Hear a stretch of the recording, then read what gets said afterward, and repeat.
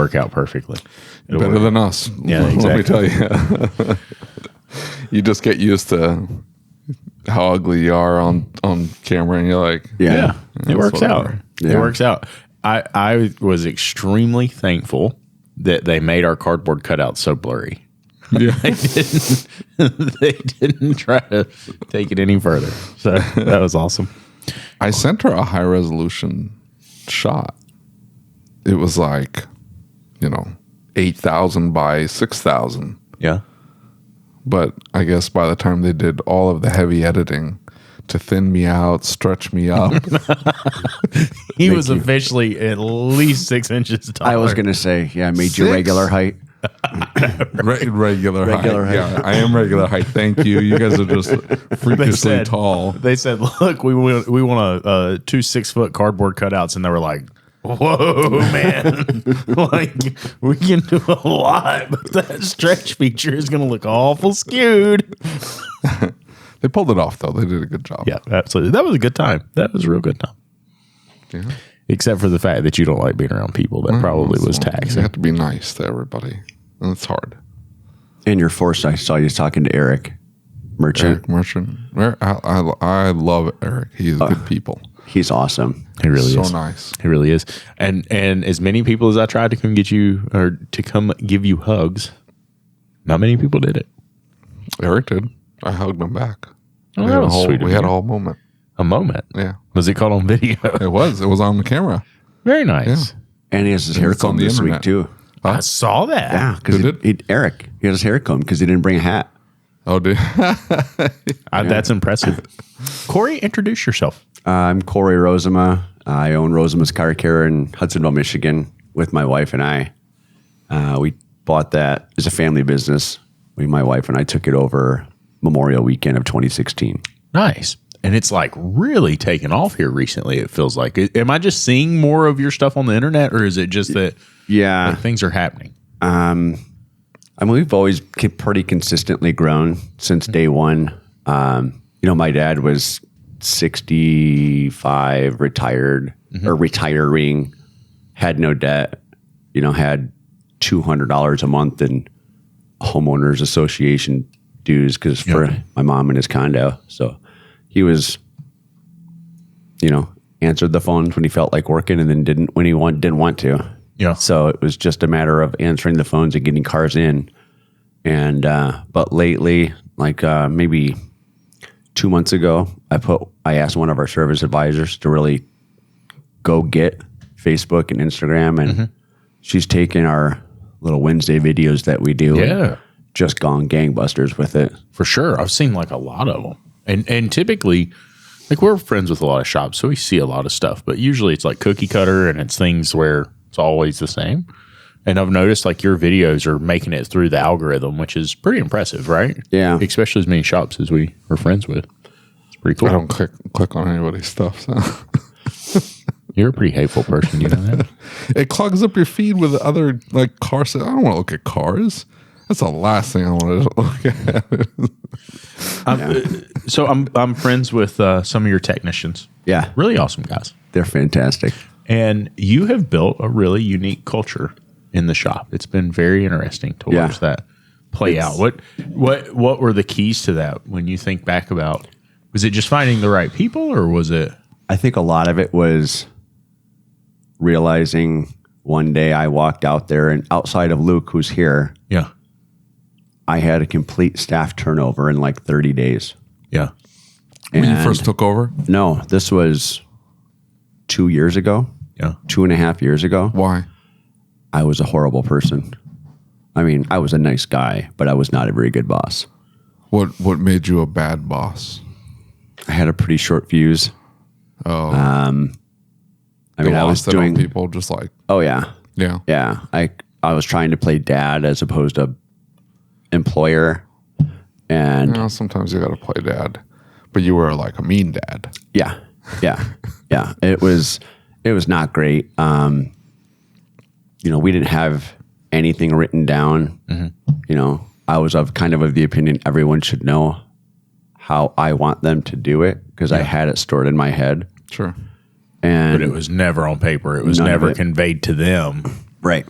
Yeah. And I mean, during the interview process, I was, this is kind of what the expectation was. And it was 3 or 4 sentences and, 6 weeks into it, 8 weeks into it, 2 years into employment, all of a sudden they're like, well, I didn't know that. Yeah. Well, how do you not know that? But it wasn't a question. It was a big thing. Yeah. Blow up. Yeah. So how Luke decided to endure all of that is still, when I ask him, he's like, I don't know. It just never really bothered me, which, I mean, you met Luke in ASTE last year and he's here today or this week as well. But,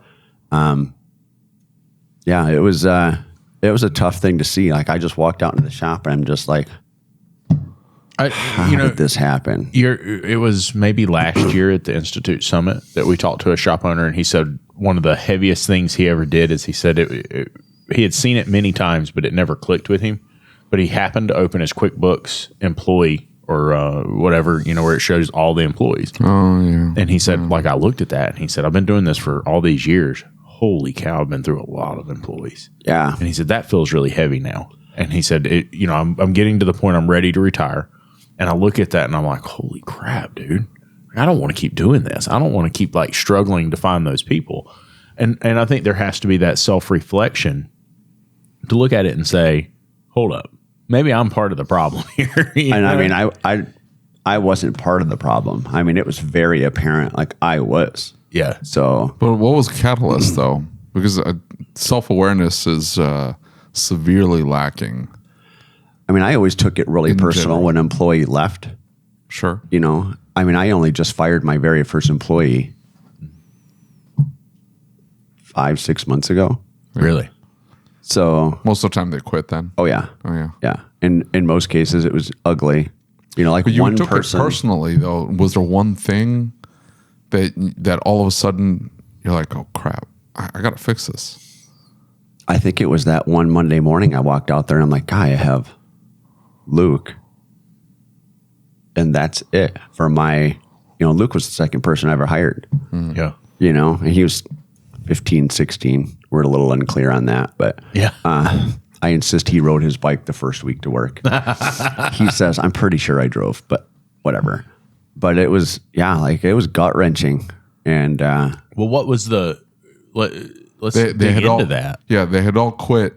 You show up Monday morning, like you just lost the one guy and then another guy. And then you show up Monday morning, you're like, I don't have any employees. Like, where the hell did my staff go? Well, I mean, I was staffed. I mean, by the grace of God, like I never had massive issues hiring, and we had good tools. We had good equipment. It was clean, well lit. So people wanted to work there. It's just, they didn't want to work for me for very long. And, I mean, I guess it's really, it's a kind of a challenge to pinpoint exactly what it was outside of like, I walked out into the shop that morning and I'm like, okay. We had our very first staff meeting 30 seconds after that. What? So step one, staff meeting. Yeah. What'd you say? Hey, let's get to know each other. I'm going to make an effort of apologizing. Right. Because I never really had a problem apologizing to my kids when I was a bad dad, but I would never thought about apologizing to my employees when I would go home and talk to my wife and like, yeah, this guy did this and this guy did this. And my wife has no problem holding me accountable. Yeah. She's like, it sounds like you're kind of a jerk. I'm like, yeah, well, whatever. Did when she said that, was there ever a little bit of a tinge that was like, maybe I should do something different? Maybe I should apologize. Maybe I should. I mean, probably. But at the same time, she's fairly involved. She does all the accounts payable, payroll, things like that. She knows everybody that works there.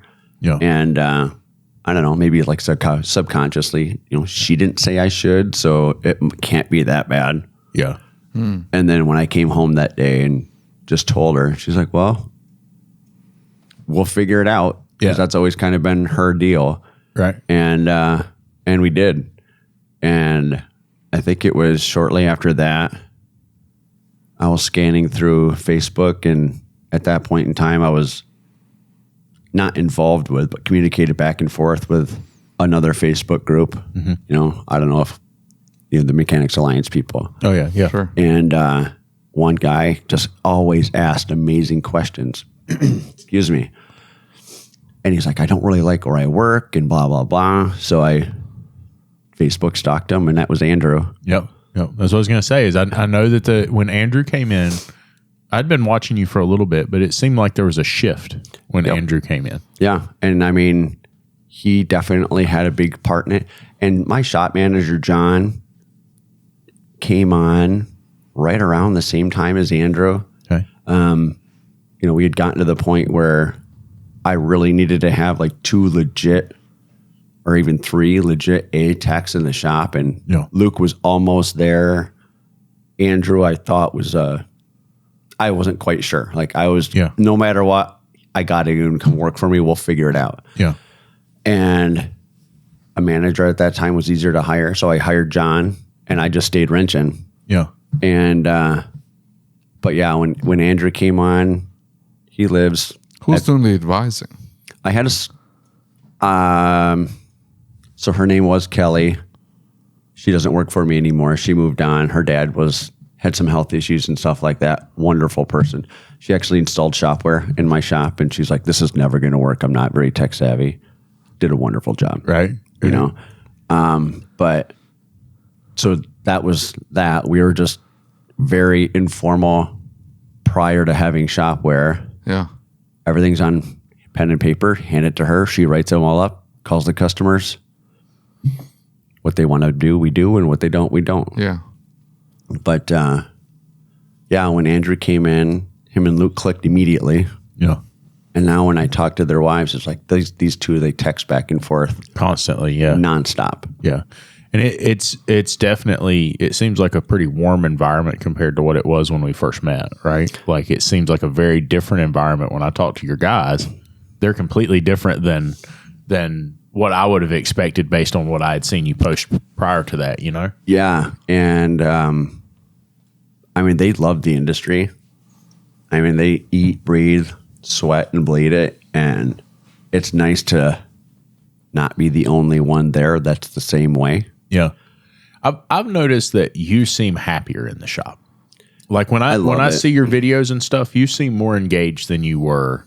Because you had done a little bit of social media stuff when we first met, but you hadn't done that much. Well, we did. We started doing like the, Rosema's Car Care Olympics thing. Yeah. Like a week before COVID started. Yeah. And then COVID hit and the whole world closed down. And our little community of Hudsonville and Jenison, I mean, they thought it was amazing. Yeah. We were getting like 30,000 views a week on our little videos. Yeah. And, well, you've watched them. Yeah. They're kind of weird. Right. Like they're not how to fix your car. It's watch us do dumb stuff on the internet. Right. But, I mean, I enjoy going to work every single day. Yeah. But I mean, I think I've seen a shift in you though. Right. I think you have enjoyed it more here recently than you did a while back. Yeah. I mean, I get to work on the business instead of in the business. I'm part of 2 mentorship groups that are all West Michigan based, and they're helping a ton. And I mean, it's fantastic. I mean, So go back to you decided you want to make a shift. Okay. So there was at least some type of catalyst there. You lost a bunch of employees.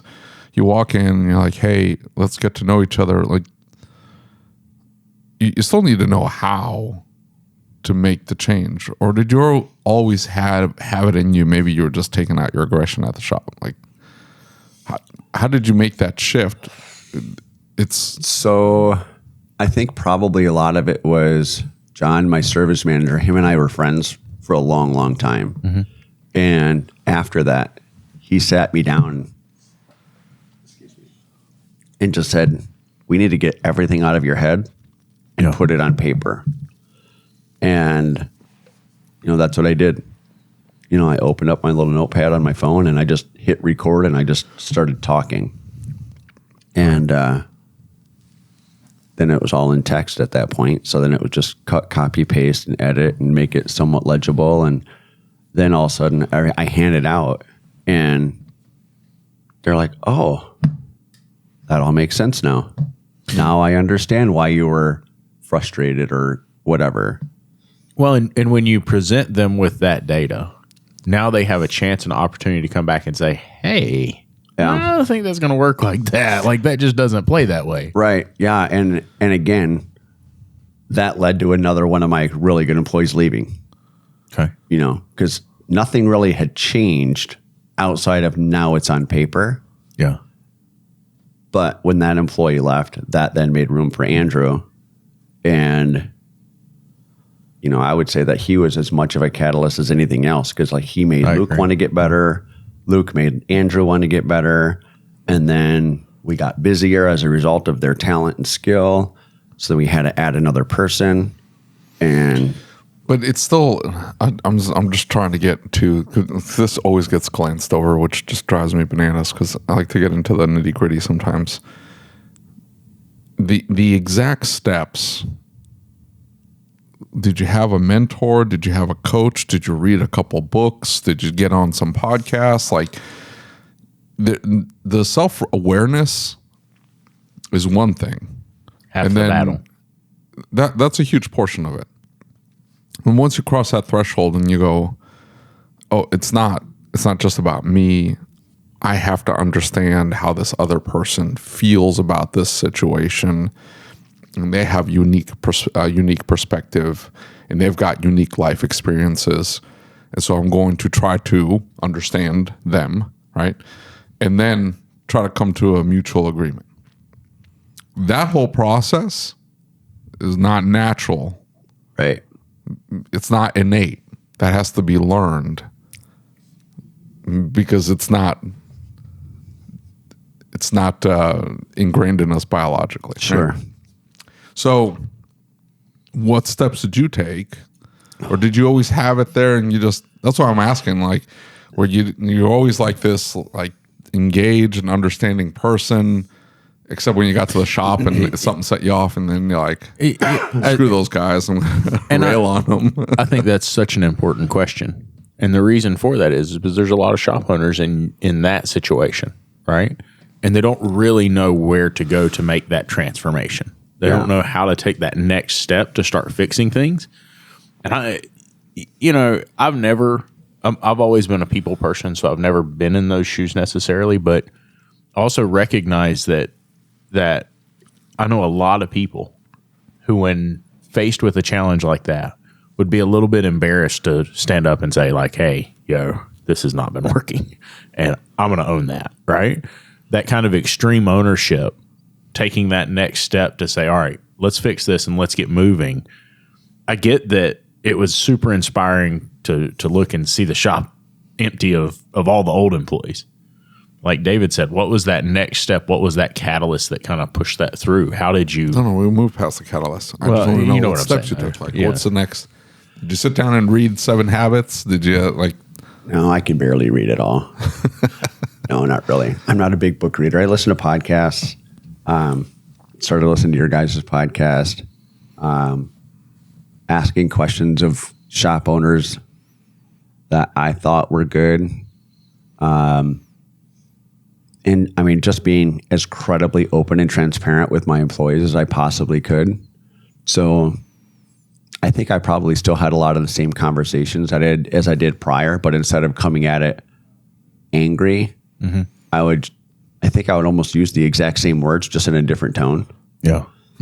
And hey, this is what I'm thinking, what's running through your head right now, as opposed to walking over there and being like, what the hell did you guys just do? That was the dumbest thing ever. Yeah. And giving them the option of, or the opportunity to answer. Yeah. And knowing like it's no repercussions kind of an answer. Yeah.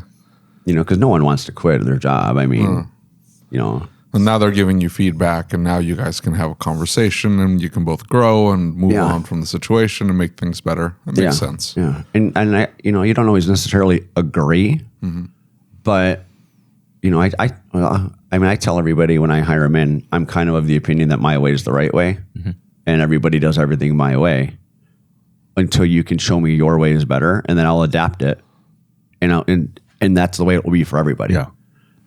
So I mean, when I was a tech, I was pretty productive, and I kind of thought the same way. I was called like all kinds of things to the tech, diva, whatever other words, prima donna, all this other stuff.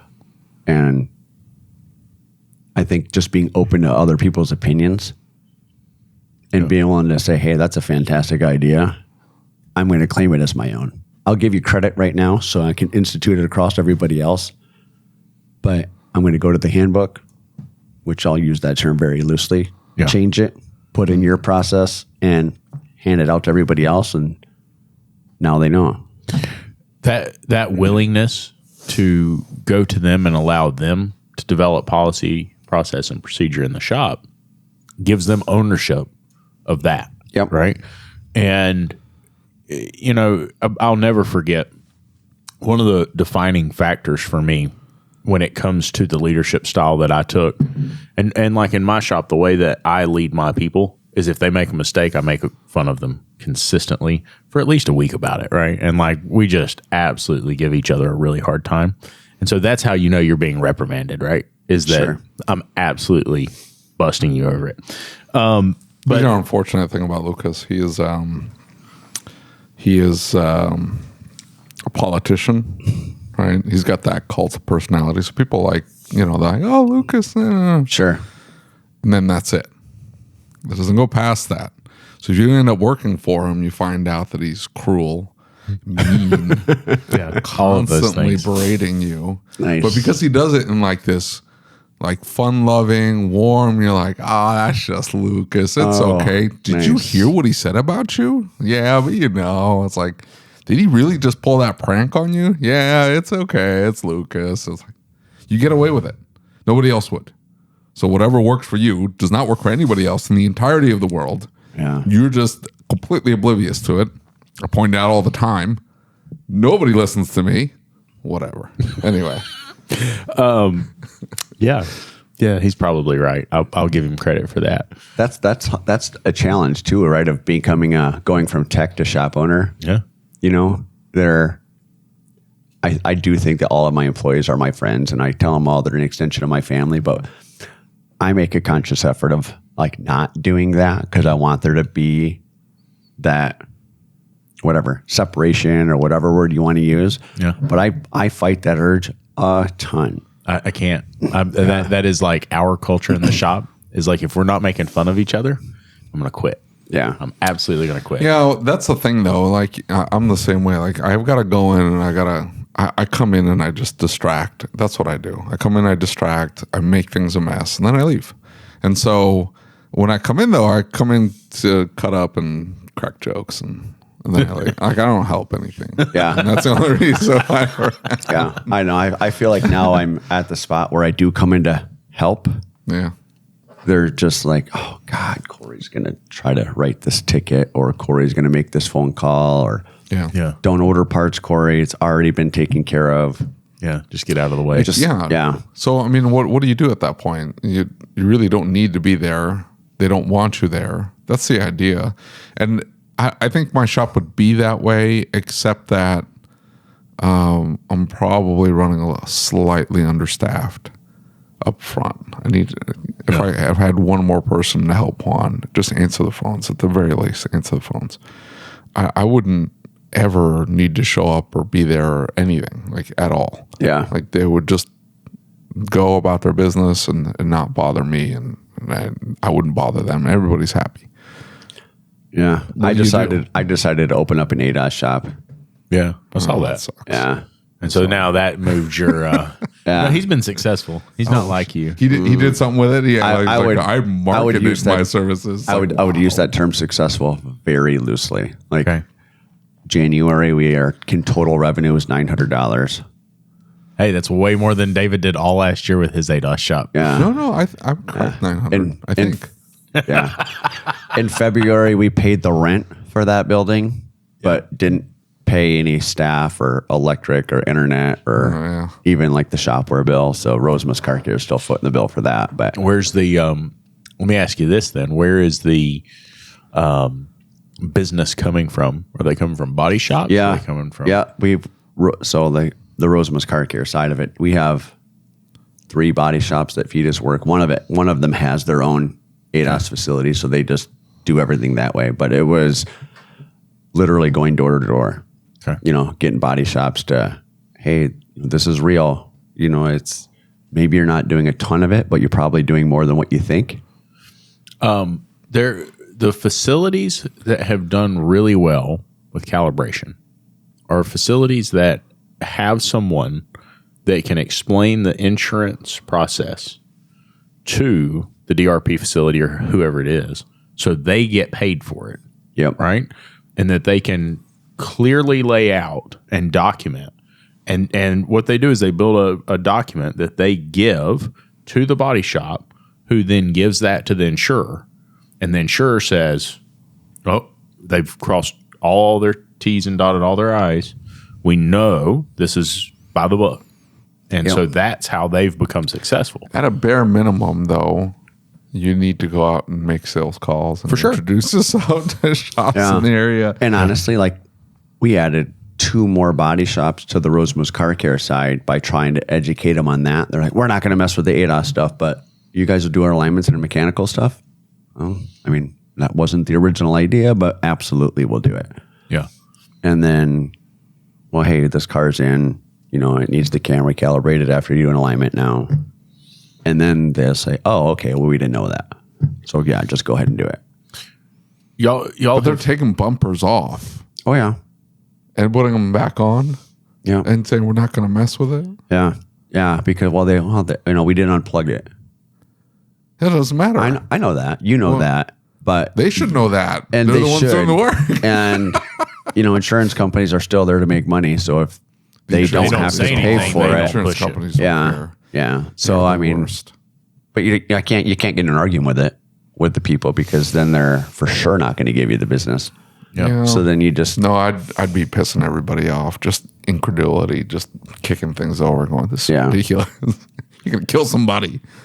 And there's software out there like ADAS Think and Rev ADAS that you can upload the invoices to, and they'll scrub it and say, oh yeah, this repair requires this calibration. This repair requires this calibration. Yeah. And it's not overly expensive. One is, it's in service information. Like at least like all data has it broken down to. All that is great. If you touch this, these things have to happen. In alignment, you have to calibrate this now. So like it's gotten to the point now, anything past like 16, 17 comes in, and we're doing any steering, suspension, headlights, anything like that. Like we're checking now. What the challenge always comes back to something we've talked about over and over again, though, is that all of these other facilities are just saying, we'll align it. We don't care. Oh, yeah. Right? And so you go to them with a $400 bill to align the car.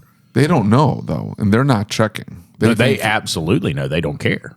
Yeah, because especially when you're dealing with dealerships, because a lot of dealers are, independent, so they don't know. So when the dealers says, know, but they don't care because they want the price point to be the correct price point for the customer, or what the customer thinks should be the price point. But they're taking on a massive amount of liability. Well, so what I know of, we were talking about my friend at the dealer the other day. Yeah. So they eat the calibration when the alignment requires a calibration. They just eat it. They don't charge the client for it. And so they just pay the tech and calibrate the car because it's required equipment anyway. So they have to have the equipment. The chain store around me, they just, when it pops up on the alignment machine and says, hey, this car requires calibration, boop. Next. Yep. If they were so money hungry, though, why wouldn't it make sense for them to go, this is going to be a profit center for us? Because we are the authority on this Toyota. And if we tell them, hey, this takes a calibration, it's $250 more, and what are they going to? They're not going to argue with them. They're like, well, I'm at the Toyota dealer. They know my Toyota. I think that part of it is especially your service advisors in a dealership world, the only thing they care about is CSR. And that's because their bonuses are built into the CSR. So if they get a bad rating on one client's CSR, it kills their bonus for the month. Yep.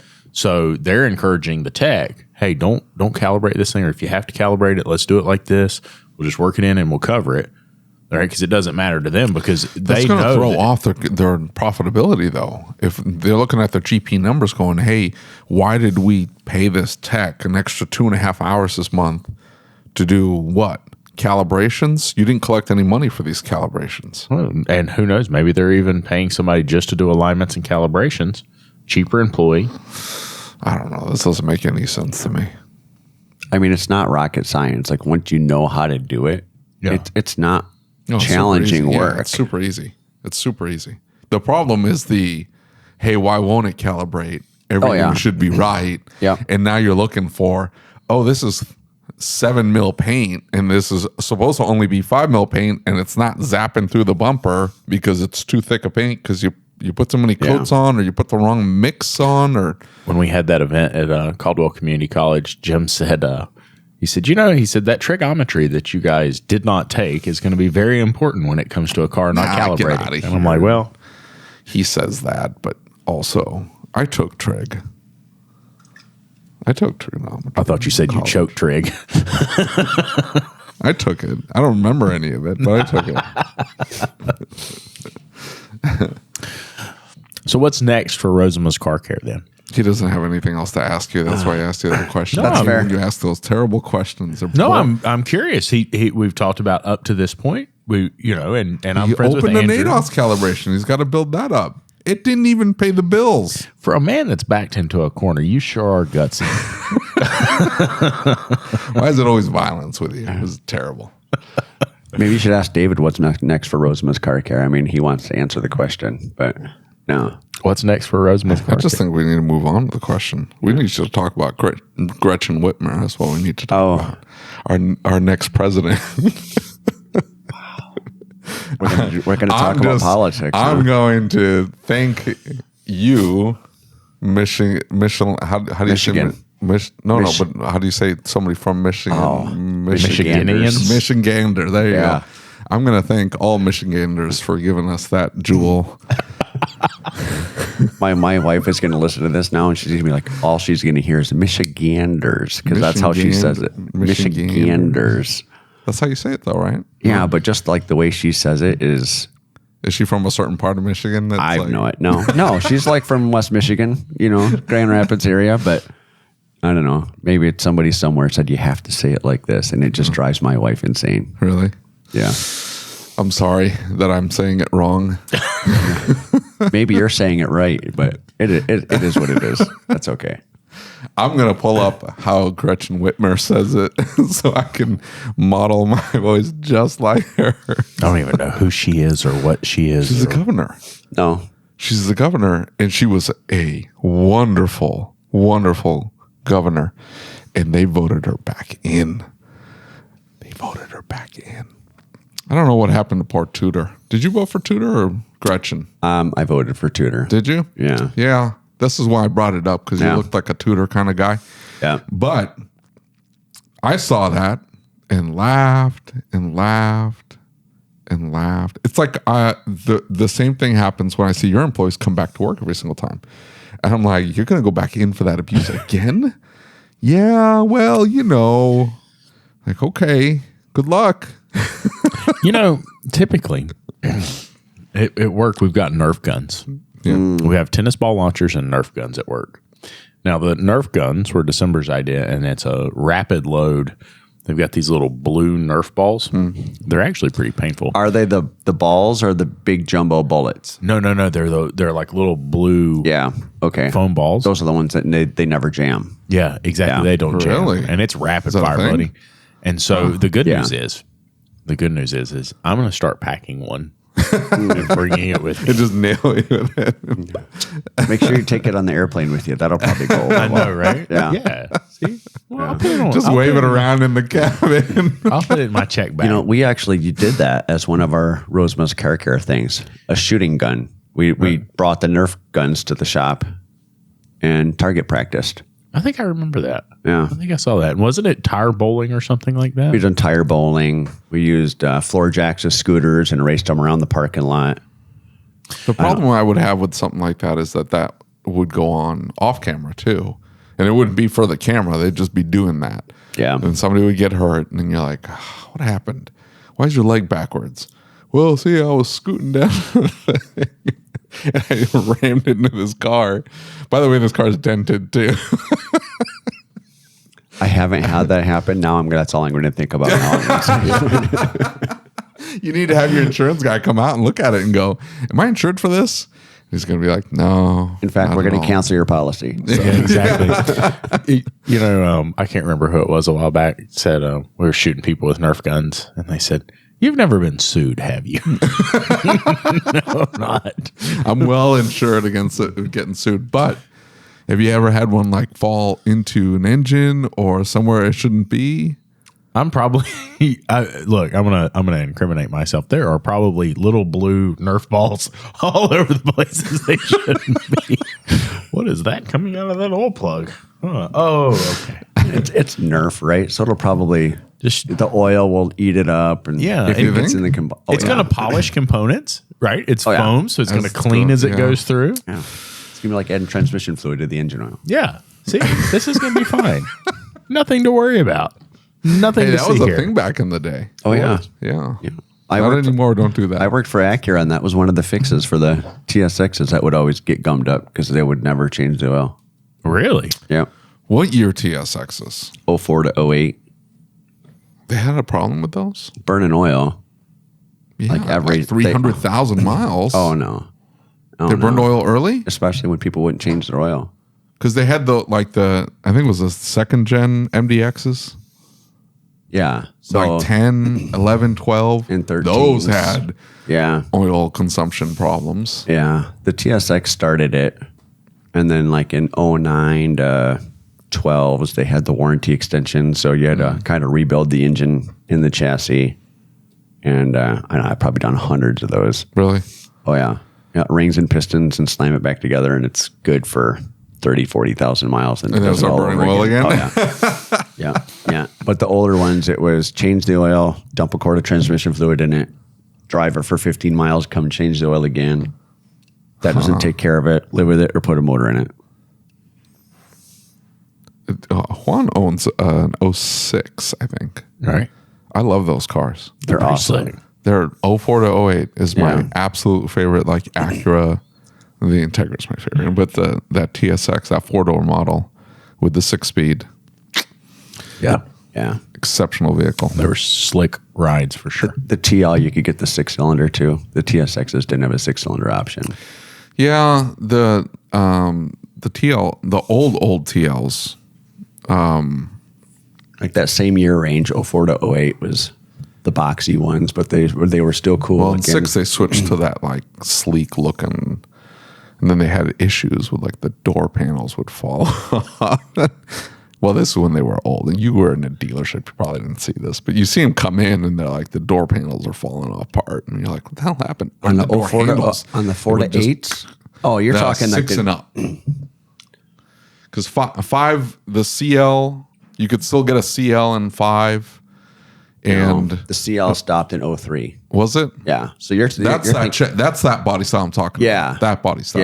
Yeah, Those you were- couldn't buy a 4-door Acura after 2004.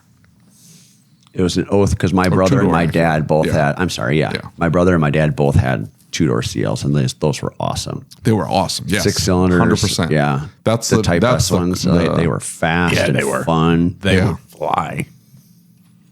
Did you even drive one? I did. Well, I'm not gonna incriminate that person, but yes. You're a diesel guy. What do you know about Hondas? I don't know much about Hondas, but I've driven quite a few of them. Have you? Yep. Anyway. There's Well, a ton of diesel shops here at Vision. There are. There I'm is pretty a happy about that. ton. I'm pretty happy about that because the diesel market has always been way behind. And I think Eric Merchant Yep. is responsible for much of that because And Zeb. he reached out a while back and we were talking and he's like, man, this just isn't working. He's like, the manufacturing side of things, the performance side of things is good, but the shop side of things is not, right? And he had found the podcast somehow. And I shared kind of my story with him in the diesel performance world. And, the problem is, especially in diesel performance, is that a lot of those guys are already aware of what the part cost. They're aware of how much time they think it should take. and they're not really. I guess a nice way to say it is you got a bunch of young kids who have bought really expensive trucks that they can't really afford. Yeah. Right. Because let's be honest about what a diesel truck is. It's meant to work. All right. Now, if you've made it in life and you've got money put back and you want to buy yourself a brand new 2500 Chevrolet that's loaded to the gills for $124,000, so be it. All right. But for the most part, those trucks were meant to work and were meant to haul. They were meant to haul campers. They were meant to haul horse trailers. They were meant to do something. And in a lot of those cases, they were meant to generate income. And that's what makes that $120,000 price tag worthwhile. But in diesel performance, they wanted a fast truck. But in the performance world, many of those people don't have the money to have a fast truck. Right. Right. And so you see so many of these performance shops go out and they're like, well, they won't pay that for it. Okay, that's great. But the reality is your business needs a certain amount of dollars to operate and to be profitable. And if you're not profitable, well, yeah, but I'm feeding my family. Not the same thing. Exactly. We can go get jobs and feed our families. Sure. And we don't have all this liability and we don't have all of this stress and we don't have all of this other stuff. So why not go get a job working for somebody? And if you have a passion for diesel performance, build yourself a diesel truck. But the two things are not the same. And so to see these diesel shops here beginning to make changes in their business, because all of them are taking management classes, not technical classes.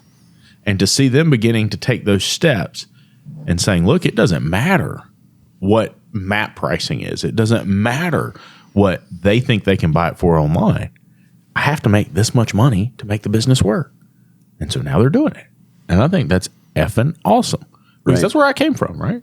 Like I was a diesel performance shop and I was not making any money and it sucked. I don't know how you do it. It's nuts. What do you mean?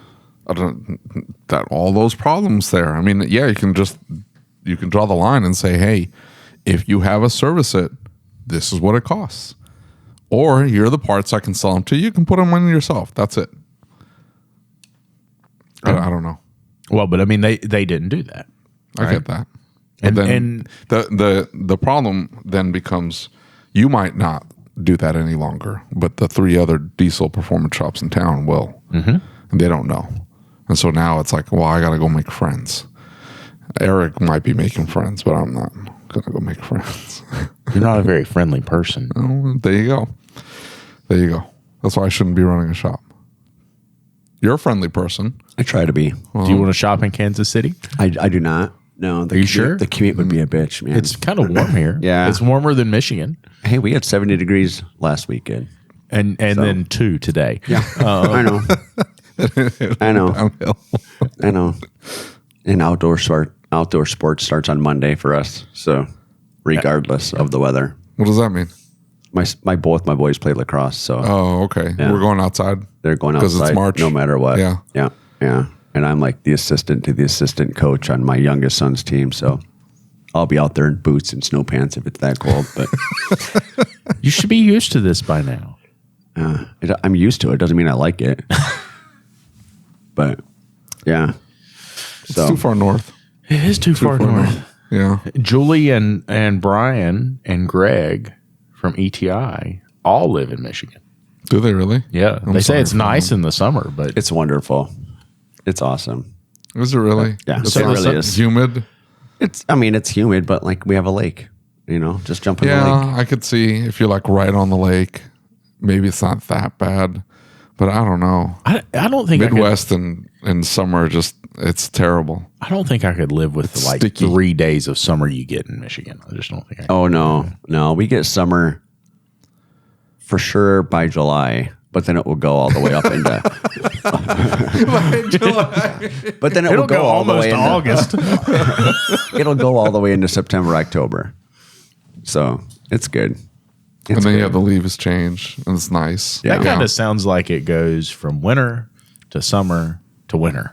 It's almost what it sounds like. We have like 3 or 4 spring seasons too, because like I said last weekend it was 70, but now it's 0, and then probably in 2 weeks we'll get a foot of snow.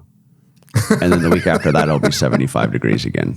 So Yeah, I'm completely good Yeah. without that. I mean, it's going to do that at home too, right? I shouldn't Is it? say too much. Oh yeah, yeah.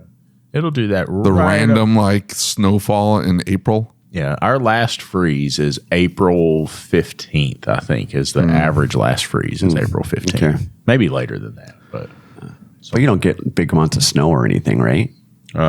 no, because it all blows away. Oh. It blows off the mountain. Nice. Because the wind blows 100 mile an hour. You ever seen the pictures from the back from his back door? Where, like you can't. All you see is like the top sliver because there's just snow piled up against yeah. the house. Yeah. Interesting. Yeah, It's bad. Interesting. terrible, very terrible.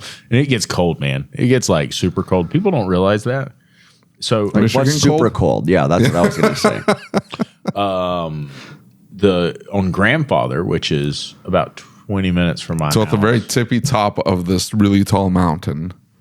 negative 43. Okay, wind chill, that's the negative very 100. top of the mountain. That's Nobody wind lives chill, there. Wind chill and everything. Okay. My shop, maybe negative 15, 16 degree wind chills, but that's Okay. about as cold Okay. as it Is that That's the really extreme? cold. That's really cold. gets. Yeah. Well, when the polar vortex hits us, we're negative 15 too. Yeah. We're all the way down here. You're not exactly down here. We're down. You're over here. You're not down here. We're down compared to him. That's true. Buck and Bob is down. Okay. Buck and Bob. You're Texas, over. right? He's up. That's way down. That's way Buck down. and Bob is way. It's almost Mexico. That's that's far away. Yeah. So you asked what's next for us, and we're trying to bring something like this to West Michigan. Okay. It'll probably never be to this scale because, I mean, at least it'll take a lot of work, but we don't have training in West Michigan Don't you have an ASA organized association? like this. They've got an AASP, and then you've got wasn't the Great Value or whatever show? Yeah, that was a couple weeks ago. It was the auto value bumper to bumper. Yeah, that's what it was. You know, Rick White was okay. there. Yeah. He actually came the night prior. We asked him to come to Merchant Automotive, And speak. Yeah. and there was probably 50 or 60 people there, Holy cow. which was fantastic. Yeah. But I don't know if you even remember this. Like, I basically had a temper tantrum on Facebook one day, and I put it on the ASOG group about no one would take training. Oh yeah. No one would do it. I was hosting it at my shop. I'm I going remember door that. to door to, because I mean, in like the 3 mile stretch that my business is on, there's probably 100 bays of auto repair. There's just tons of them, and no one would show up to the training. Yeah. Like, it's free. Yeah, And- that's the problem though. It's free. Yeah. I'm like, and a couple shop owners like, well, I don't want to send my techs because you're going to try to poach them. I'm like, okay, well, I won't go then. Yeah. Just have them show up. They can eat dinner. You know, we're going to have some. What do you do with that? I mean, you're gonna poach my guys. Like, I'm dude, staffed up. Like, I don't want to poach your guys, and they don't even go to training. Like, what the hell am I gonna do with them? Yeah. They're And I mean, always a lot of. You don't send them to training, dude. Like, they're just gonna smash up my cars, and I'll pass. Anyway, you should send them. Yeah, but I said I wouldn't go, and that helped. But, the biggest thing was when I posted that on there, I didn't know Eric at that time. Really? Not at all. He posted something on there, and he's like, well, I didn't even know this was a thing. We'll be there, because I think it was late on a Friday. I put it on there. He said, I'll be there. It was the following Wednesday or maybe 2 weeks after. And when I got to work on Monday, Andrew's like, did you know Eric was going to be at the training on Wednesday? And I'm like, oh yeah, I saw that. He's like, do you know who that is? I'm like, yeah, I said it was Eric Merchant. He's like, no. Like, you don't understand. Like, he's a big deal. Yeah. And now I know him really well. So, Yeah. So you definitely know that none of it is true. well, I mean, we have a lot of fun together, He is a awesome dude. He is super great. I think he's, like him and I, we talk a lot. Yeah. He actually hired my brother. Really? Yep. Yeah. My brother's in need of work, and I'm like, what? I think that you guys would be a fantastic fit together. Right. And What's he doing for him? writing, service advising. Very cool. Yeah. He's here. Really? Yeah. Eric brought 6 people here from his place. Yeah. But yeah, it's he's a great guy, you know. He is. You know, I can vent on him and he'll vent on me, and we seem to work pretty well together. That's awesome, man. But now we have training events. We try to do them monthly. Mm-hmm. I volunteer his building because it's bigger than mine. Yeah. Regularly. He doesn't always know it until a couple of weeks prior.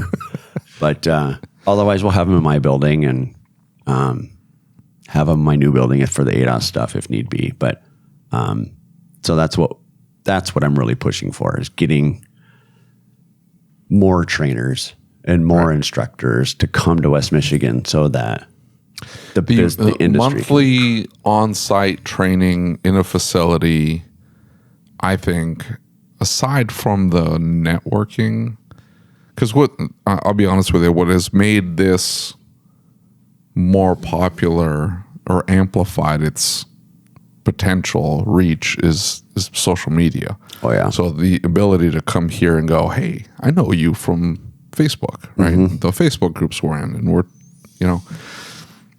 So being able to show up to a big national event and you get to see all these people, I mean, that's one thing.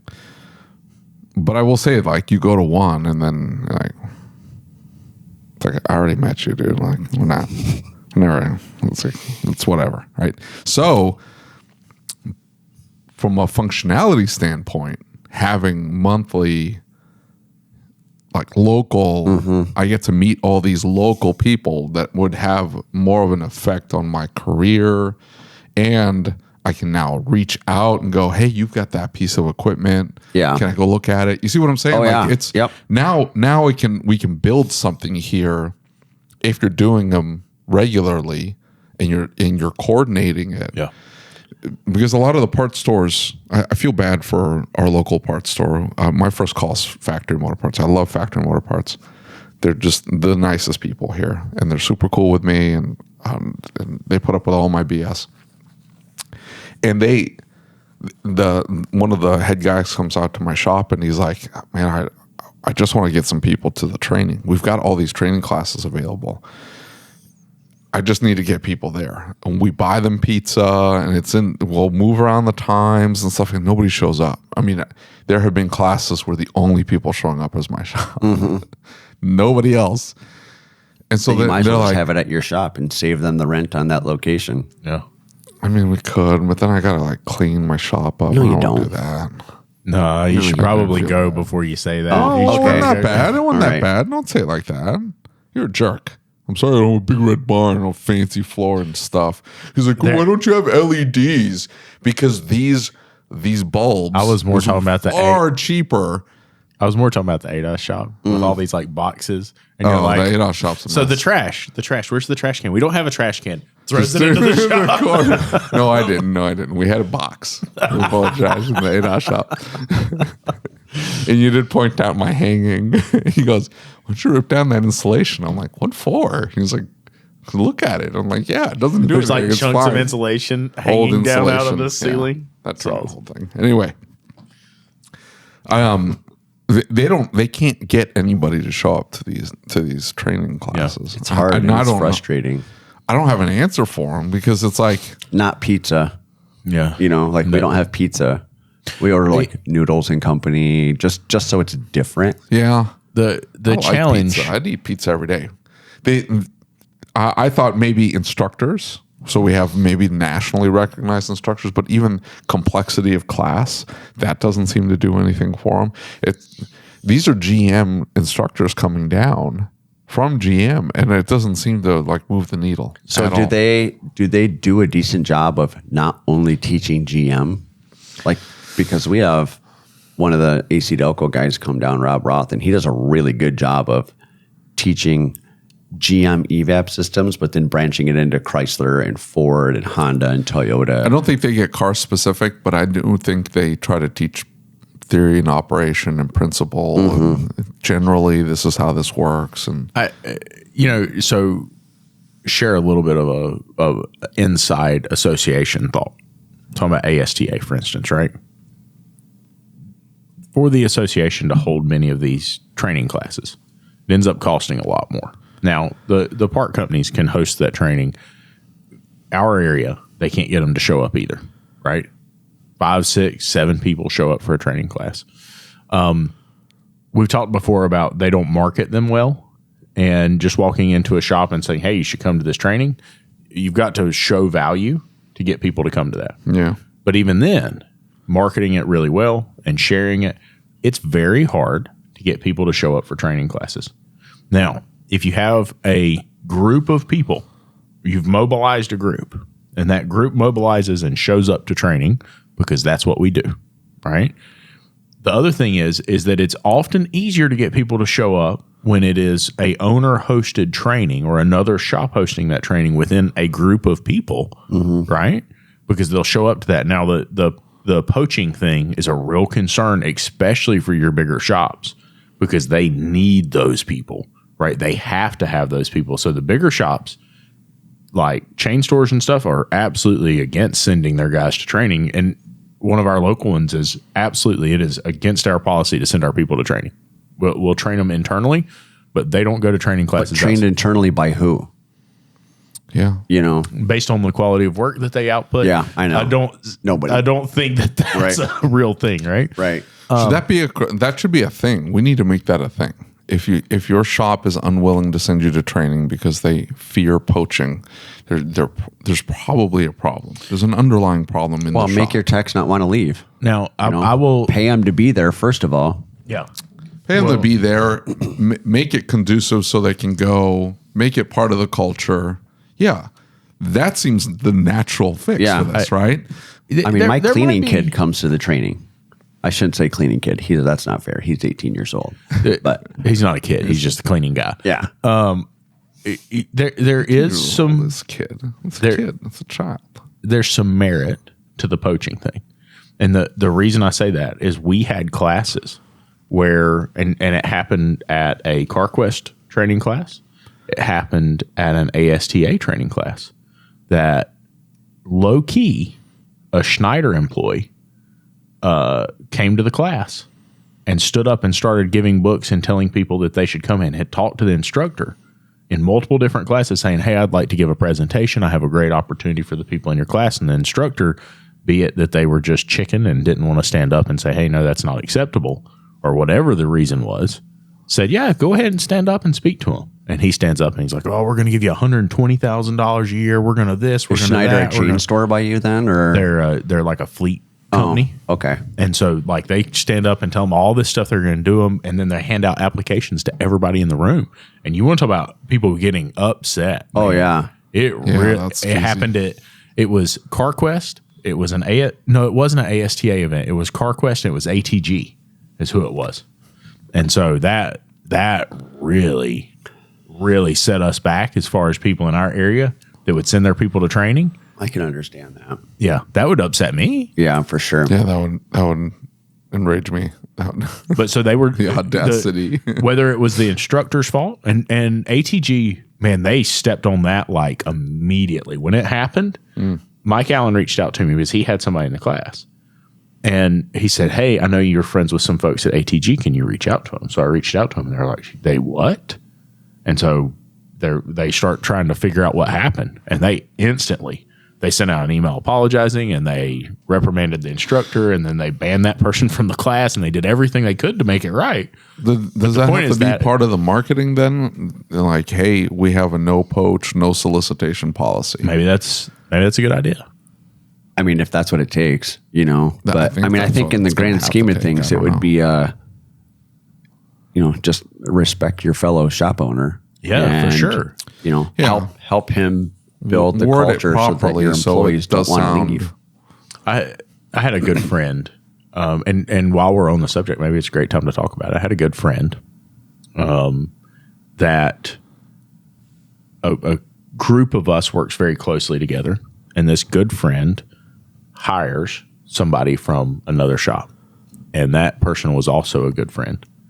Now, this person was leaving anyway, and specifically said to the one friend, hey, don't say anything because I don't want them to know, and I would prefer to be the one to tell them. So when they told them, that was the 2-week notice. And it created this massive rift between two friends and he's like, well, he was leaving anyway. So sorry, I guess. Right.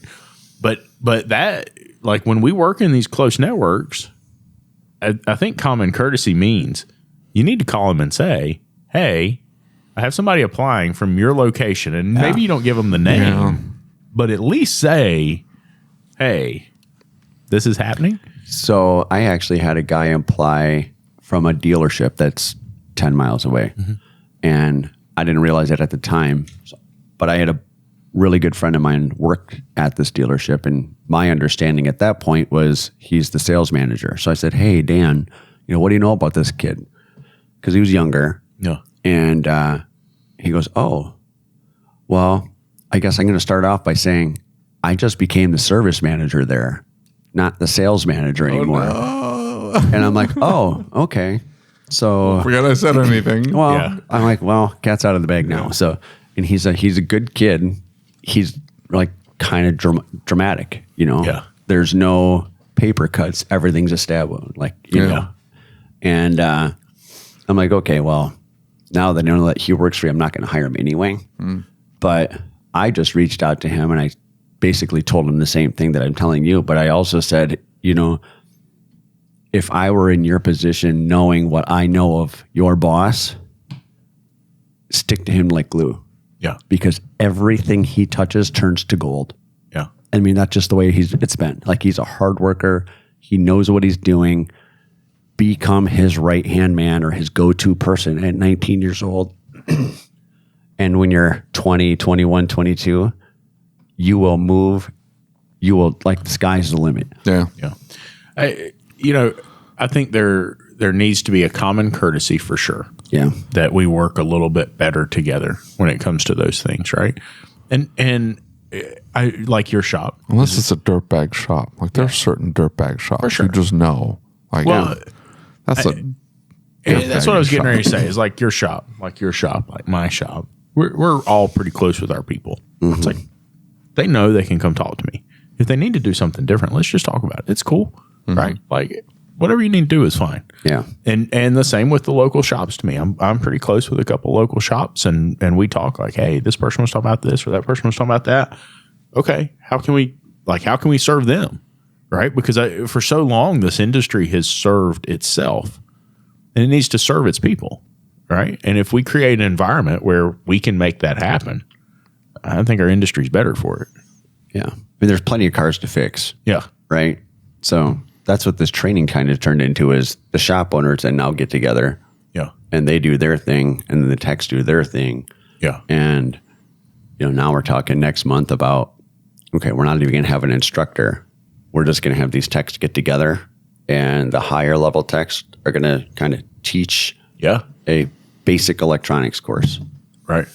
So put that together in a more structured fashion with a mailing list that you can reach out to, text list that you can reach out to on a regular basis, and make that a thing. Yeah. Rather than go, well, we want a vision up here in in Michigan. Because like I'm saying, like you guys already kind of have a show. The big monolith training events are great, but deep down, like those smaller shows like that are going to make a bigger impact. Yeah. I agree. Yeah. I agree. Yeah. I mean, it just, that's the dream. But I mean, at the end of the day, I have an email list of probably 40 or 50 techs, and then probably 25-ish shop owners, maybe a little bit more than that. Well, that's where awesome. Associations start. Yeah. Right. And whether you go and get involved with AASP in Michigan or whatever it is, right? It's that engagement that makes it work. Sure. We talk about the board of directors with ASTA and the other shows or the other associations. You can tell who has a good board of directors that's active and out there working, because it's the board of directors who make it happen. And the associations that are dying have a board of directors that's like, man, I don't feel like doing this. I don't feel like dealing with that. Right. And that's the only difference between a successful local association and a dead one. as the board of directors. So if you've got an association near you that is willing to at least consider being active, I would pull on those resources as much as possible. Definitely. All right.